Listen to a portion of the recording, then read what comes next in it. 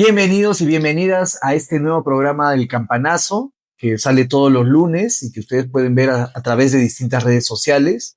En esta nueva edición del Campanazo, como siempre, vamos a hablar de temas de coyuntura como Mayra Chauca, y también tendremos a un invitado para poder conocerlo, un personaje de la ciudad, de la región, con quien también dialogaremos sobre sus distintas facetas, sobre su vida, sobre su trabajo, que es Jorge Millones.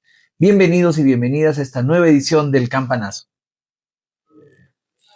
Y bien, para empezar la primera parte, entonces, vamos a hablar de algunos temas de coyuntura. No se trata de hablar de toda la coyuntura que en el Perú, en el mundo, es tan rica y tan cambiante todo el tiempo, pero sí seguramente poner algunos temas que puedan ser claves, importantes. Hola, Omaira, ¿cómo estás?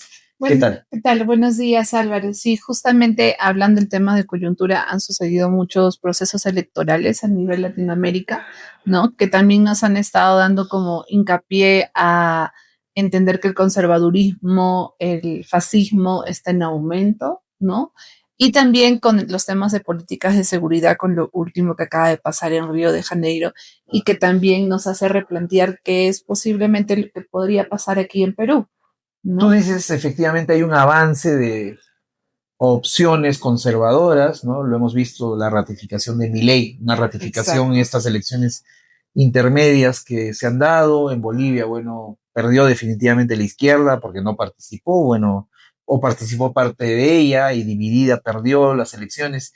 Se abre una nueva etapa en Bolivia, ¿no? Que no va a ser las que hemos vivido en los últimos años y que a contrapelo de lo que digan muchos, ha sido una etapa positiva de la historia, pero como tú dices, hay un avance conservador. En Novoa, igual, una huelga tremenda, reprimida, aplastada, y un proceso constituyente, En incluso en Ecuador. sentido muy regresivo, pero sin embargo, digamos, algo alentador, ¿no? Dentro de todo esto que ha sido el triunfo de este musulmán, de este joven musulmán socialista, Sí. Maidanes, ¿no? Maidán, que ha ganado las elecciones en Nueva York, una ciudad emblemática de Estados Unidos, ¿no? Y que inclusive ha hecho que, o sea, que los votantes migrantes hayan sido en aumento, porque sabemos que ahí las votaciones son por elección, no son obligatorias. Nada, claro, no son Entonces, obligatorios. eh, Ha eh, aumentado el caudal electoral, ha hecho que exacto. mucha gente más vaya a votar, ¿no? Exacto. Y algo que justamente decías esto de que es alentador, a mí también me parece un poco desalentador porque hay personas que estamos siendo conscientes de lo que está pasando a nivel geopolítico, a nivel Latinoamérica, pero también hay mucha gente que no le está importando, ¿no? Entonces, por ejemplo, lo que está pasando en Ecuador, los muertos, Claro, las represiones, lo que ha pasado, ahora inclusive lo de Brasil, o sea, fue una noticia así como de un día o de 2 días, ¿no? Como una sí, forma de represión de la delincuencia, pero que al fin y al cabo también se sabe que han habido muertos, no necesariamente que han sido parte de, de bandas criminales, ¿no? Entonces, eso también, desgraciadamente, son prácticas políticas que pueden llegar a replicarse como en países como el nuestro, dentro de las alianzas que se vayan a dar. claro, pero digamos, creo que con eso podemos entrar un poco a Perú, pero lo de Mandani creo que es importante, Sí, ¿no? Digamos, porque va a contracorriente de lo que se ha estado viviendo en el mundo en general, esta fuerza que tiene la ultraderecha y identificar a los migrantes como la cabeza de turco, ¿no? Los responsables de todos los males de los países, cosa que suele agitar el fascismo para crear un enemigo interno. Y sin embargo, este Mandani, con una campaña que, por un lado, busca confrontar contra esos sentidos comunes, pero por otro lado propone cosas muy concretas, sí, como por ha ejemplo el tema de logrado. los alquileres, ¿no? La suspensión de los alquileres, o sea, no la suspensión, sino como la retención de los alquileres, porque sabemos Es que un control, más bien, es un diríamos, control. ¿no? O sea, no es un control de, claro, de controlar los costos de los alquileres, por un Exacto. lado. Está también medidas que en Europa hace años son normales y acá los derechosos norteamericanos dicen que son comunistas, como Ujú. por ejemplo las guarderías gratuitas o el transporte público gratuito, que en muchos países de Europa existen hace muchos años, ¿no? Y son garantizadas. y sin embargo se busca satanizar eso, ¿no? Porque bueno, Estados Unidos es el país donde lo que no está privatizado, pues es expresión del comunismo, ¿no? Como- y también que va a tener en contra el poder ejecutivo o también los otros, o sea, los otros gobernadores que están en el mismo Trump, ya de por sí están también mostrando su rechazo al apoyo o a las propuestas que él vaya presentando dentro de Nueva York. Entonces va a tener también un proceso político complicado. Claro, sí, sin ¿No? duda, se van a confabular contra él todo el mundo, ¿no? Como suele ocurrir, ¿no? Cuando gana algún gobierno progresista. Ahora, decías lo de Brasil, ¿no? Efectivamente, el gobernador de Río Ujú. es el que además ha subido en popularidad, hay que decirlo, Sí, porque lanzó un operativo que ha implicado la muerte de más de 100 personas, sí, más de de 160. favelas, ¿no? Ujú. Y claro, digamos, se ve una propaganda, se ve en las redes una propaganda donde se busca hacer un contraste entre Lula, que sería el que está defendiendo los derechos humanos de los delincuentes, y que no quiere enfrentarse realmente a ellos, y de los buenitos estos de la ultraderecha, que bueno, nos están librando de este mal, Claro, los pero en realidad justicieros, los ¿no? justicieros, pero en realidad lo que hay ahí es un dispositivo discursivo que efectivamente busca afirmar estos temores que tiene la gente, la ciudadanía por los problemas de inseguridad que son totalmente legítimos, pero se buscan convertir en el caballito de batalla para fortalecer posiciones de ultraderecha, como lo que es Bukele, por ejemplo, Ujú. o lo que está pasando en el Perú, ¿no? Donde tenemos un tipo que actúa Que también también de quiere justiciero, ¿no? justiciero, Que también aparece. ha hecho varios gestos a lo Bukele y que a Sí, partir de ello quiere legitimarse, quiere finalmente lograr la impunidad, ¿no? De la corrupción, que es lo que vemos en la derecha brasileña, en la derecha peruana, en la derecha ecuatoriana, sí, no va vinculado al narco, en fin, defendiendo intereses que en realidad no son de las mayorías, ¿no? Y claro, que en nombre de este populismo seguritario, seguritista, sí, y justamente yo quería también ahí mencionar en cómo los medios también se prestan, ¿no? Porque cuando vimos las imágenes que pasó en Río, en la favela, o sea, los cuerpos tirados, ¿no? Y visto desde drones, visto desde imágenes, el llanto, el sensacionalismo, más allá de, obviamente puede generar empatía, pero también hubo muchas personas que decían que se lo merecían.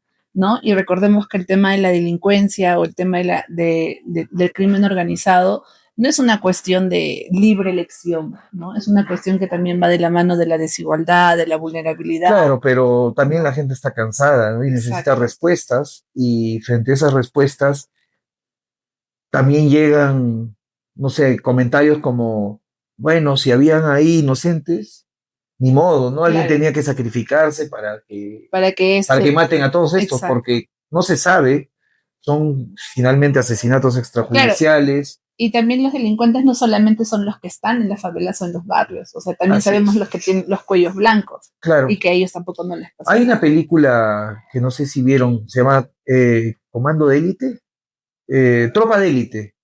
No sé si la vieron, es una película brasileña que yo la recomiendo. La primera son dos películas. La primera fue incluso considerada una apología al fascismo, ¿no? Porque te habla de un comando que entra a las favelas a matar delincuentes, ¿no? Entonces, claro, incluso la gente empezó a usar las camisetas, los parches, ¿no? Mostrando a estos audaces policías que iban a matar a estos delincuentes y mostraba toda la realidad también de la delincuencia, que es brutal, ¿no? Realmente cómo se asesina, en fin, a la gente, ¿no? Pero la segunda parte de la película da un giro que yo recomiendo mucho, porque el que es el protagonista de esta película, que era como el comandante, termina siendo civil. Su hija termina siendo su hija o hijo, no me acuerdo bien, herido en un atentado porque su expareja se había casado con un defensor de derechos humanos y hay un atentado contra él, y en ese atentado su hija termina siendo herida, ¿no? Y a partir de eso él descubre la trama, que en el fondo era que usaban a la policía para sacar a unos delincuentes para poner a otros, para imponer los intereses de los grandes delincuentes, Exacto. vinculados incluso muchos de ellos a la policía, a los políticos, etcétera, ¿no? Entonces, hay que ser más crítico con el tema, creo que eso es importante, y ya no nos queda mucho tiempo, Mayra, tal vez hablar de algún tema local o regional que sea importante, ¿no? Ujú. Claro, o Tenemos, sea, sí, llevando un poco a lo local, que es ujú, más o menos lo que sucede, por ejemplo, con las elecciones de alcaldía. ¿no? O sea, En los suele, gobiernos locales. en los gobiernos locales, ¿no? Siempre arman todo un aparato, no solamente de profesionales, sino también de gente quienes van a jugar sucio detrás de, ¿no? Yo creo que eso también es importante e interesante para conversar más adelante.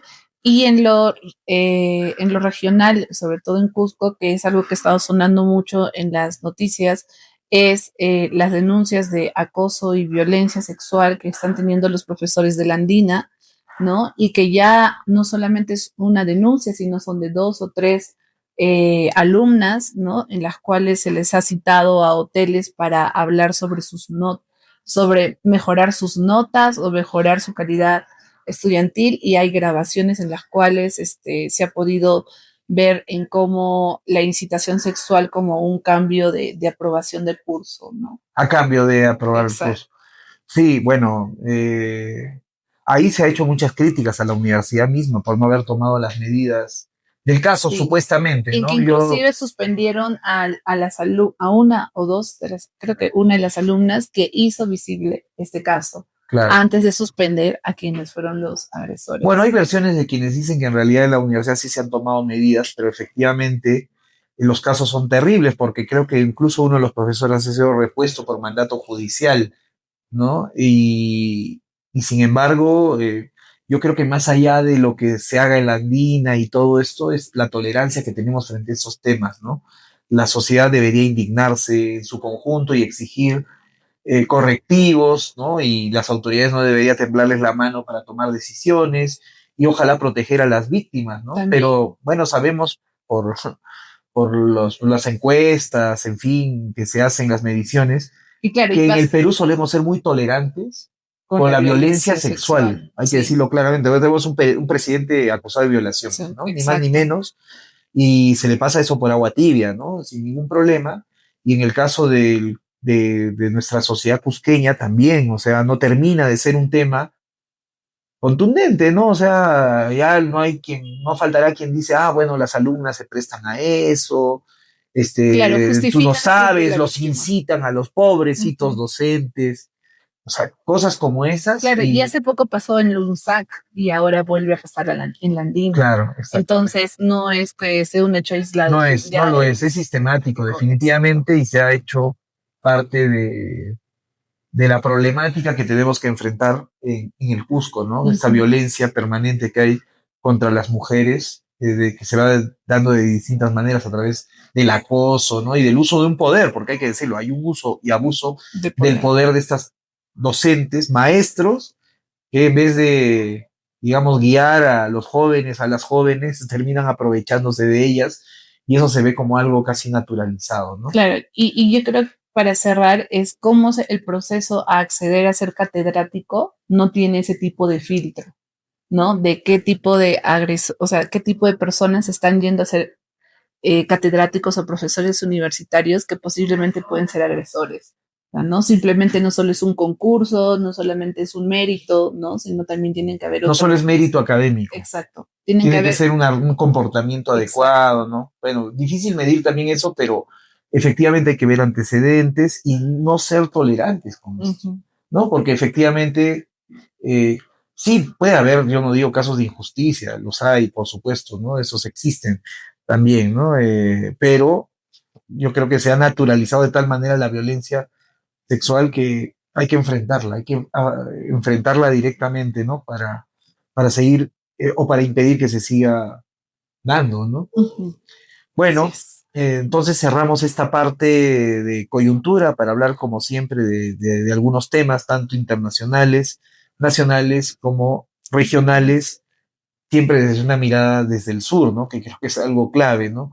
Invitaríamos a quienes nos ven a reflexionar sobre esta situación que vivimos a nivel global desde el Cusco, cómo eso tiene repercusiones en nosotros, lo nacional igualmente. Hay otros temas de los que podríamos hablar.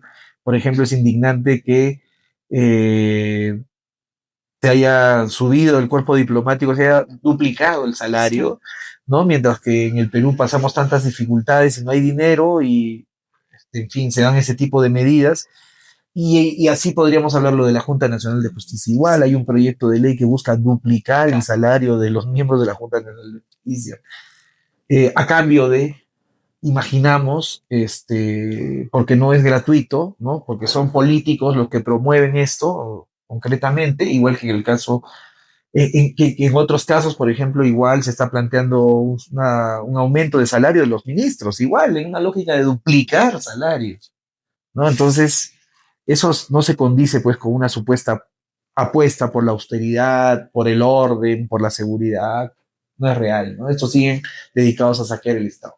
Pero bueno, será entonces hasta nuestro próximo programa. Como siempre, vamos a seguir hablando también de la coyuntura. Y a continuación seguimos con la entrevista. Gracias. Para este nuevo campanazo hemos invitado a nuestro amigo Jorge Millones, un cantautor con el cual ya vamos a conversar. Él también se va a presentar, nos va a contar algo del mismo, que no ha nacido en Lima, pero definitivamente ha nacido en Lima, pero definitivamente es un ciudadano del Cusco, para hablar sobre distintos temas, ¿no? Incluidos también, por supuesto, temas de coyuntura que siempre son importantes, pero también sobre su trabajo, sobre su obra, que vamos a presentar a continuación. Hola Jorge, ¿cómo estás? ¿Qué tal? ¿Qué tal, Álvaro? Buenos días. Muchísimas gracias por la invitación a Campanazo. Gracias a ti, Jorge, por venir, por darte un tiempo para poder compartir con nuestro público y que te puedan, bueno, yo sé que tú eres conocido en varios espacios aquí en el Cusco, no solo en el Cusco, sino a nivel nacional, ¿no? Eres un cantautor, digamos, prolífico, has compuesto muchas cosas, pero también has publicado, digamos, tu obra no solamente es musical, ¿no? Has hecho otro tipo de trabajos también. Cuéntanos un poquito de ti, Jorge, para empezar. Tú naciste en Lima, ¿verdad? Yo nací en Lima, Miraflores, pero mi crianza es Barrios Altos, Barrio Altina. Estuve muchos años en mi infancia ya hasta la adolescencia. Luego pasé al Callao. Mi familia es una familia de tradición criolla, ¿no? De mucho respetar las tradiciones, las fiestas, y en ese ambiente me crié.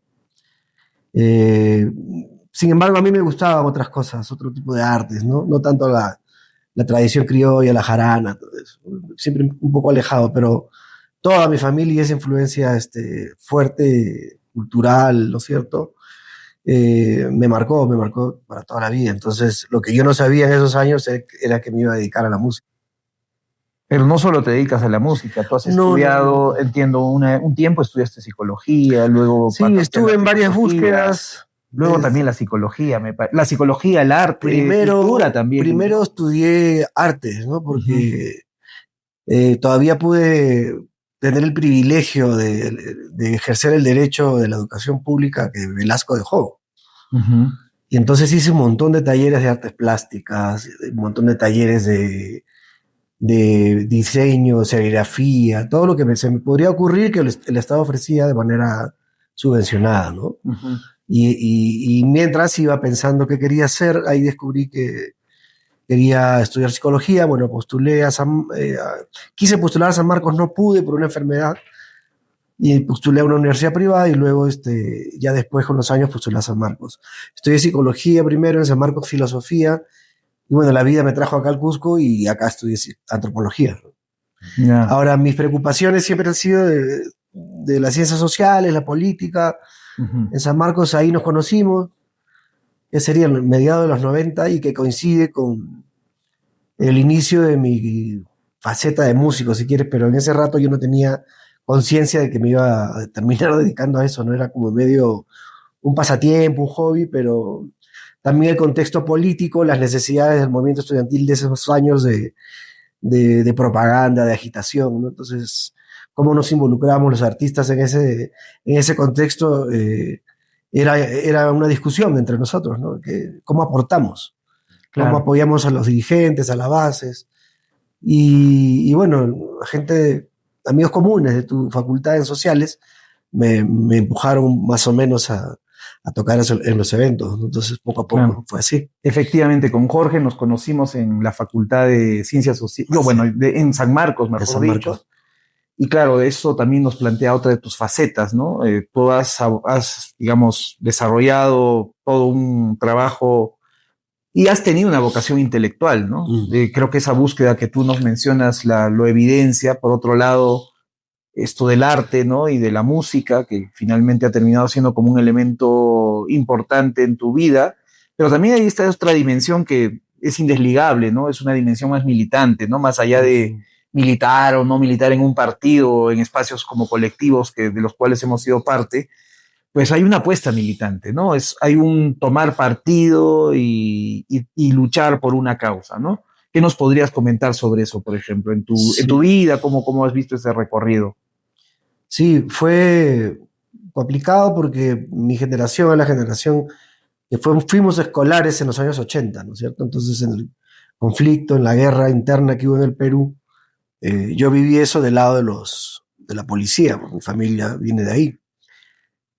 Y me fui haciendo de izquierda conforme me fui educando, digamos.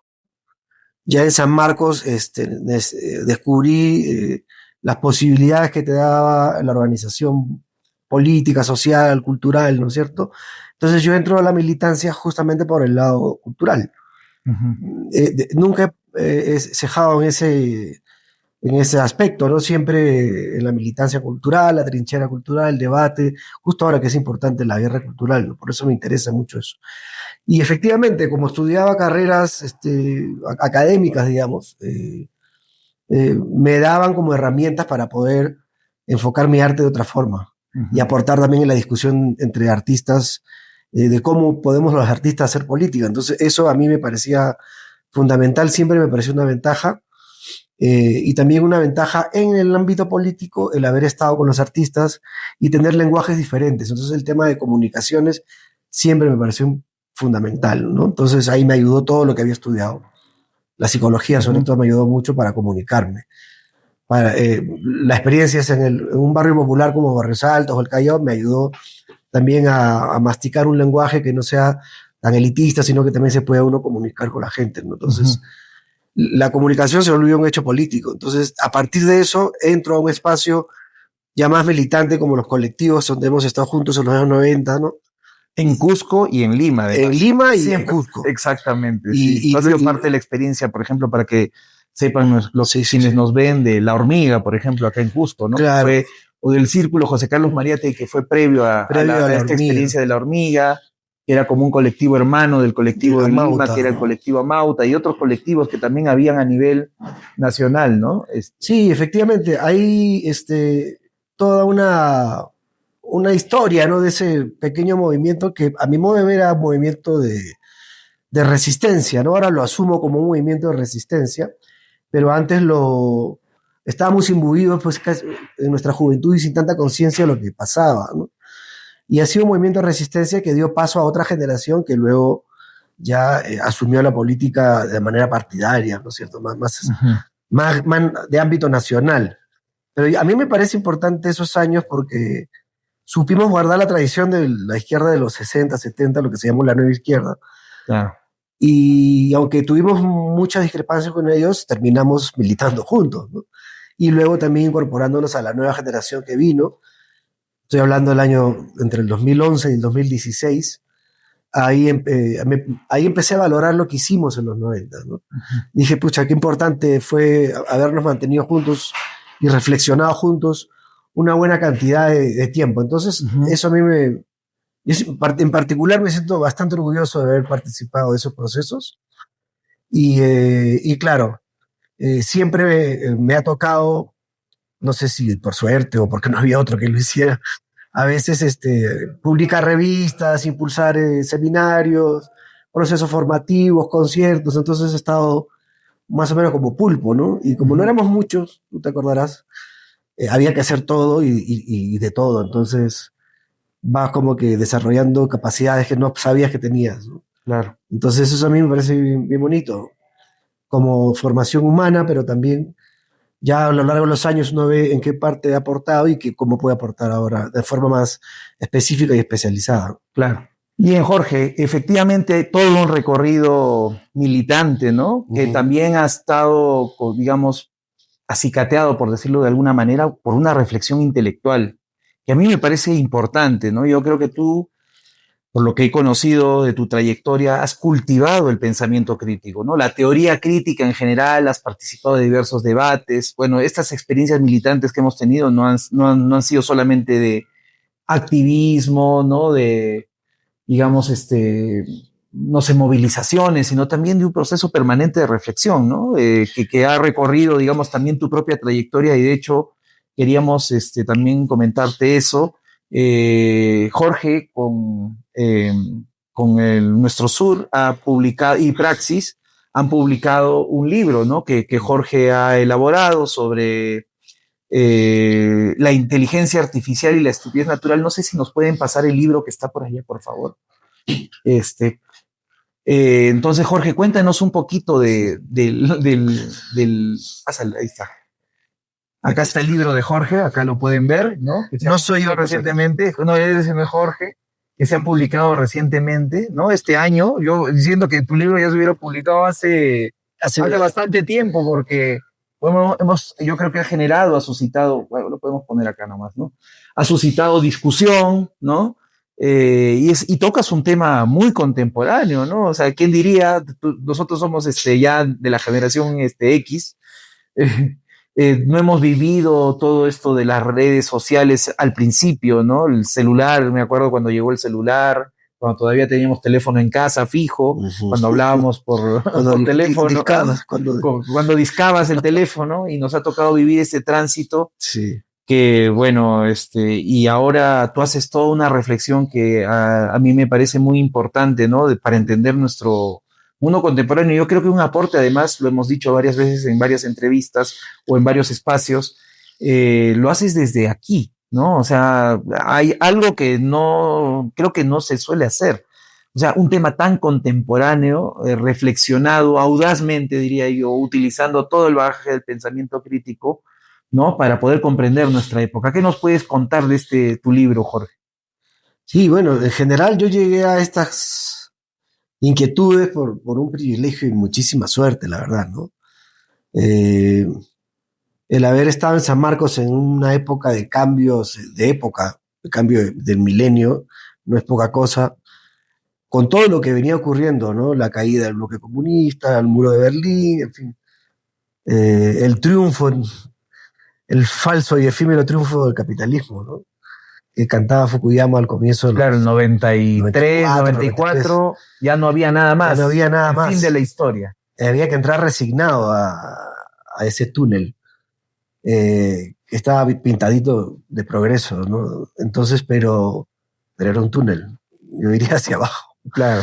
Y tuve la suerte de conocer a Zenón de Paz, que fue un maestro formador en filosofía, en letras, y que además se ocupaba de formar fuera del aula, sobre todo porque San Marcos, ¿te acuerdas? Estaba tomado por los militares, era muy complicado, era asfixiante estudiar. Y luego conocerte a ti, conocer a la gente del Tales, y después cómo se configura con los derechos del colectivo Amauta. Y fue una suerte porque no solamente era militancia, activismo, era sobre todo profunda reflexión y balance de lo que había pasado, ¿no? Lo que yo no había vivido en la época anterior, me empecé a enterar porque conocía a la gente que sí la había vivido y que había sido crítico además con eso. Entonces es un privilegio, ¿no? Entre otras gentes ahí, luego en Cusco, poder trabajar con Antonito Campo me abrió en filosofía muchísimo la cabeza porque era esta vocación por el rigor, ¿no? Y yo creo que es importante eso porque sobre todo cuando uno empieza a explorar matrices intelectuales que no son las nuestras, son europeas o vienen de otros lados, ¿no? Y cómo hacerlas dialogar con lo que aquí veníamos viviendo. Entonces, si a eso hay que referirse, bueno, es un privilegio, es una gran suerte, ¿no? Comentaba con una compañera que compartimos muchas cosas por acá, que realmente tuvimos suerte esa generación de haber resistido no solamente desde la cultura, el activismo, sino desde el pensamiento. Y a mí me parece eso clave, ¿no? Porque a pesar de que la teoría crítica por lo general se suele ver como un pensamiento catastrofista que nos deja a puertas del abismo y que es muy crítica pero no te da salidas, que desanima en muchos casos, yo creo que nosotros logramos darle vuelta porque también me parece que hay como una pulsión juvenil, ¿no? En este país es de jóvenes, básicamente. Entonces, intentamos dialogar con esas expectativas, con esos ánimos, ¿no? Ujú. Y a mí me parece fundamental eso, que en la medida en que vamos conversando las generaciones, se van reactualizando las teorías. Entonces, nunca he estado lejos. De hecho, tengo un disco que se llama Crítica de la Miseria Pura, que empecé a componer en San Marcos en realidad, y después de casi 15, 20 años lo grabé, que son canciones donde hay preocupaciones en filosofía, teoría crítica, todo esto es lo que estamos hablando, ¿no? Ujú. Entonces, no me era ajeno el tema de la teoría crítica para aplicarla a esta nueva época. Y con respecto al libro, todo empezó, como ya hemos conversado antes en otros espacios, en la pandemia, porque en la pandemia nos empujaron prácticamente a tener que vivir encerrados y pasar de la sociedad que conocíamos antes, que era más o menos analógica, al mundo digital, ¿no? Se digitalizó la Y vida. nosotros hemos vivido ese tránsito, además, ¿no? No Y- solamente en la pandemia, sino todos estos años, ¿no? Sí, ese es otro privilegio que tenemos, ¿no? Lo que tú llamas generación X, que cuando nos pusieron así no nos gustaba nada, ¿no? Pero no es que generación X, somos unos cholos de por aquí nomás. Claro, esas eran figuras que venían del norte, ¿no? Mm. Por ejemplo, yo no sé qué de X tendría pues algo como los mojarras, ¿no? En esos años, ¿no? Que eran sobrevivencia. Yo creo que eso más bien tenía que ver con los yuppies, ¿no? Con esta gente de clase Ujú. media que estaba justamente feliz en el mundo neoliberal que se acababa de estrenar. Entonces, yo Pero había nunca, también toda una corriente contracultural, ¿no? El de grunge, por resistencia. ejemplo, bien, si Es bien es verdad, cierto, no es era, cierto, es cierto. y en el caso de Lima, particularmente toda esta movida subterránea, que fue acompañada también por obviamente otras obras, ¿no? Como Tu Trabajo, desde La Trova, Ujú. pero hubo toda una movida contestataria que yo más bien echaría ahora de menos. No digo que no haya, ¿no? El hip Sí, hop, por ejemplo, ahora sí, es muy sí. fuerte, pero de alguna Los forma, movimientos feministas, el hip hop, mm, algo del nuevo movimiento, si se puede decir, de música urbana andina, que me parece sí. interesante, que yo diría que le falta acercarse un poquito más a lo crítico, ¿no? Pero está, son nuevas expresiones Ujú. que saludo, ¿no? Que está bueno que ocurra. Yo recuerdo haber estado en Quilca en los años 90 y todavía poder ver lo que quedaba de la movida subterránea de los 80 y poder dialogar con ellos y ahora somos amigos, pero en esa época era un choque, ¿no? Como Claro, son todos los choques generacionales, suelen ser ásperos, claro. pero son muy importantes y necesarios, ¿no? Mi primer disco está Piero Bustos, está DNLF y Rafa Raez, que eran mis referentes de los años 80. 80, finales de 80, los 80, ¿no? claro, 80. Bueno, con Rafa ya más contemporáneo, ¿no? Pero Claro, 80, 90. claro. Y a mí me parece importante eso. Luego, nuestra generación pudo ver el cambio de época, ¿no? Del cassette al CD, del vinilo al cassette, en fin, y después también de estos soportes a la nada digital, ¿no? A las plataformas, entonces, A las nubes, a a la las nube. nubes, a Nube Algo Luz, impensable. De nube luz a de la Nube nube Luz al digital. novelismo. Sí. Claro, entonces, eso es un privilegio, Claro. porque valoras de otra forma la cultura, ¿no? La memoria, la cultura. Entonces, Mm. claro, todo ese enfoque lo trasladé al libro, porque además yo que ando peleado con la tecnología, pero por necesidad, pues uno tiene que aprenderla, ¿no? Y cada 6 meses sale algo nuevo, y si no lo aprendes, está fuera del mercado laboral, es así sencillo, ¿no? Entonces, eso me causa hasta ahora un estrés digital terrible Mm. para gente que venimos del siglo XX, un cerebro así medio obsoleto, ¿no? Para esta época, pero ahí le estoy sacando el jugo como pueda. Y me fascinó la inteligencia artificial. Creo que es una cosa abrumadora cuando uno descubre las posibilidades que tiene. También, si tienes estas experiencias que hemos comentado, ¿no es cierto? De comparación, te estremece, ¿no? Te da que pensar, te da hasta pavor, Claro. porque puede servir para cosas hermosísimas y para generar desgracias todavía más horribles, ¿no? De hecho, al libro de Jorge podríamos dedicarle un programa completo, ¿no? Pero en síntesis, lo que podemos tal vez decir es que todo este salto tecnológico ha transformado el capitalismo actual y como tú dices, ¿no? Estas posibilidades que podría abrirnos estas tecnologías pues más bien se convierten en trampas para la opresión, ¿no? Se viene configurando un poder omnímodo que no necesariamente tiene que implementarse o aplicarse como ocurre en Gaza, por ejemplo, donde vemos un genocidio día a día, sino que lo hace a través de nuestro teléfono, ¿no? O sea, la gente ya no se comunica, construye sus deseos a partir del teléfono, pero también hay un cuestionamiento, una problematización, mejor dicho, en tu libro sobre la condición humana misma, ¿no?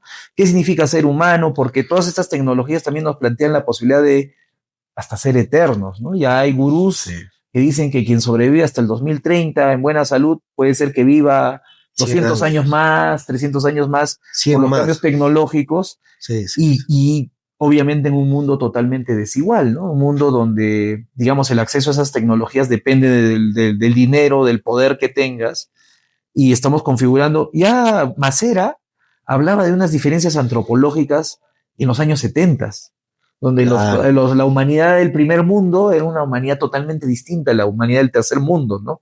En todo sentido, en posibilidades, ¿no? Hablamos de lo material, ¿no?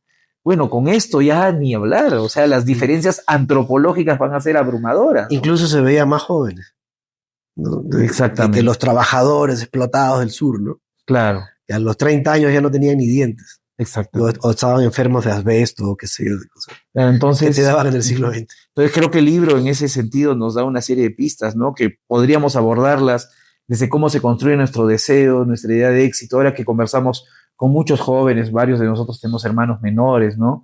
Y vemos esa presión que hay por una idea de éxito, de felicidad, que no es algo que surge de nuestra propia experiencia, ¿no? Sino que surge y es instalado por estos medios, o por otro lado, una expropiación de nuestros saberes, porque la inteligencia artificial no surge de la nada, no es un cerebro, es algo que ha capturado nuestro saber, ¿no es cierto? Y se ha apropiado además de él, y lo utiliza contra nosotros muchas veces, ¿no? Define lecciones, por ejemplo, define qué deseamos hacer en la vida, cuáles son nuestras imágenes de felicidad, etcétera, ¿no? Sí, efectivamente, es tremendo porque nunca nos hemos enfrentado a algo tan complejo, que puede redefinir no solo nuestra comunicación, la política, sino, como tú dices, esto que se conoce como naturaleza humana, ¿no? Los solucionistas tecnológicos, que es una corriente de pensamiento que plantea de que la tecnología va a resolver todos los problemas sociales y políticos, porque va a generar más riqueza, en fin, el viejo... Claro, va a resolver los problemas ambientales, va a resolver todos los problemas. El viejo lema liberal de que el mercado lo resuelve todo, pero esta vez hipostasiado a la tecnología, ¿no es cierto? Entonces, ellos dicen que ahora el reino de la tecnología es el nuevo reino de la evolución, ¿no? Así como hay un reino biológico, un reino mineral, un reino animal, ahora está el reino tecnológico. Y que de allí va a salir el próximo salto evolutivo que esperamos los humanos hace años. Eso dicen ellos, ¿no? Como Raymond Kurzweil, por ejemplo, él plantea esas cosas. Dice, bueno, ahora ya el Homo sapiens sapiens, lo que viene es el Homo excelsior. El Homo excelsior es justamente lo que tú mencionabas, ¿no? Un ser humano lleno de aditivos conectados a la nube. Claro, con acceso a información. Ya no necesita estudiar de la forma arcaica como estudiamos nosotros. Y bueno, evidentemente va a tener el cuerpo renovándose sus órganos, sus sistemas, porque está conectado a seguros que probablemente le van a pagar y va a costar muy caro, la nanobiotecnología, ¿no? Que realmente es una maravilla. Pero el problema está en que detrás de eso hay una lógica de lucro. Claro. Y que es una lógica de lucro venerable y antigua en el capitalismo. Por eso no desaparece el capitalismo, porque por más que mejore la tecnología, porque la tecnología es impulsada y pagada por mucha gente, por gente que tiene dinero y que le interesa seguir teniendo más dinero. No es por el bien común y cosas así, ¿no? Más bien la sociedad y el Estado tiene que defenderse de esa gente, ¿no? Porque está ya visto que ellos no van a cambiar, ceder nada, ¿no? No te van a regalar nada. Entonces, como siempre ha sido la historia, ¿no? Así es. Sin luchas no hay victorias. Bueno, ese viejo lema se aplica todavía aún más aquí, ¿no? Y quién sabe, estas tecnologías también nos posibiliten, como dirían algunos teóricos, la posibilidad del comunismo, ¿no? O sea, oye, mira, estamos en una situación que debería verlo. O sea, la productividad es tanta que es un escándalo que todavía sigue habiendo hambre. Como ocurre aquí, ¿no? Como ocurre en el Perú, en el Cusco, donde tenemos índices de desnutrición, Desnutrición. donde tenemos, por ejemplo, problemas de acceso incluso al Internet mismo, ¿no? Que ya de por sí es un problema grave, ¿no? Para amplios sectores. Bueno, tal vez los libra también de estas formas de dominación. Para bien y para mal, ¿no? Sí, claro. Bien, Jorge. Bueno, como digo, creo que podríamos hablar muchísimo más sobre tu libro. Hemos un poco tratado de conocer tu trayectoria, que creo que podríamos hablar de muchísimas cosas más, ¿no? De la lucha contra la dictadura de Fujimori, todo lo que implicó este momento de transición, entre comillas, frustrado a la democracia, lo que estamos viviendo también ahora, ¿no? Sí, Este momento que, bueno, pareciera no nos deja descansar nunca, ¿no? Por lo menos creo que nosotros podemos sentirnos satisfechos de alguna manera, pero no totalmente satisfechos, No. porque es como dice un amigo, hemos dado la vuelta a la manzana. Y hasta peor, ¿no? O sea, yo varias de las cosas que veo en el debate ahora, claro, con otros elementos, se parecen mucho, ¿no? Ya fin de la historia, crisis civilizatoria, desigualdad antropológica casi. Entonces, estamos en lo mismo, sí, en lo mismo. Me hace acordar a la canción de Silvio Sueño con serpientes, ¿no? Claro. La mato y aparece una mayor, ¿no? Exacto. Es como un monstruo que se regenera todo el tiempo. Y no es una espiral hacia arriba, No, es una espiral hacia abajo. O sea, sí. volvemos a lo mismo, pero peor. Pero bueno, hay que seguir ahí en la pelea. Sí, claro que sí. Bien, gracias Jorge por haber venido y gracias a todos los que nos ven. Exacto, muchas gracias a todos los que nos ven y será hasta un próximo programa. Seguramente con Jorge también seguiremos conversando de otros temas. Claro que sí. Creo que, insisto, lo del libro da para más, pero podemos hablar de otras cosas, ¿no? También de la movida en el Cusco. De las nuevas movidas. Sí. Jorge ha vivido por temporadas muy largas en Cusco, ¿no? Bastante extensas. Ha construido parte de sus afectos también en Cusco, los amigos, la familia, en fin. Creo que es importante, pues, conocer a personas como Jorge y toda su trayectoria, ¿no? Gracias. Bueno, muchísimas gracias a todos los que nos han visto y será hasta un próximo campanazo.